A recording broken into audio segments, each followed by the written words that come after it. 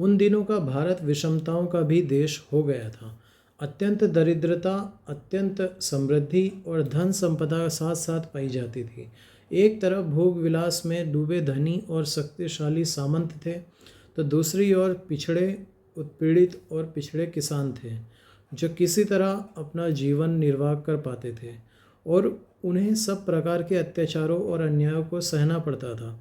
इतना होने पर भी भारतीय जनता का जीवन अब मिला जुला कर उतना खराब नहीं था जितना 19वीं सदी के अंत में 100 वर्षों से अधिक के ब्रिटिश शासन के बाद हुआ।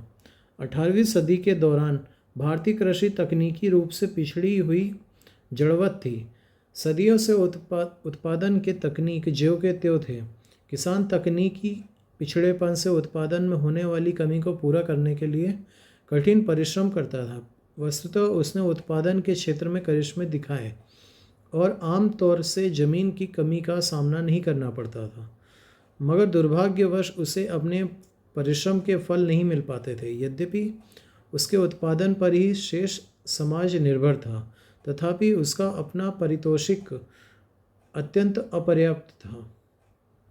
राज्य जमींदारों, जागीरदारों और लगान के ठेकेदारों ने उनसे अधिकतम रकम उगाहने की कोशिश की। यह बात जिस हद तक मुगल राज्य के लिए सही था, उतनी ही हद तक मराठा या सिख सरदारों या मुगल राज्यों के अन्य अधिकारियों के लिए भी सच थी।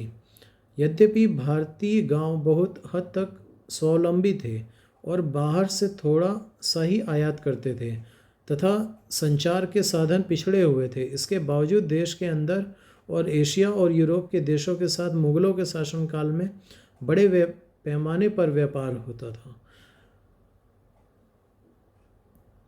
भारत फारस की खाड़ी के इलाके से मोती, कच्चा रेशम, ऊन, खजूर, मेवे और गुलाब जल, अरब से कहवा, सोना, दवाएं और शहद, चीन से चाय, चीनी, चीनी मिट्टी और रेशम, तिब्बत से सोना, कस्तूरी और ऊनी का कपड़ा, सिंगापुर से टिन, इंडोनेशियाई द्वीपों से मसाले, इत्र, शराब और चीनी, अफ्रीका से हाथी दांत और दवाएं और यूरोप से ऊनी कपड़ा, तांबा, लोहा और सीसा जैसी वस्तुएं और कागज़ का आयात करता था। भारत के निर्यात की सबसे महत्वपूर्ण वस्तु थी सूती वस्त्र। भारतीय सूती कपड़े अपनी उत्कृष्टता के लिए सारी दुनिया में मशहूर थे। उनकी हर जगह मांग थी।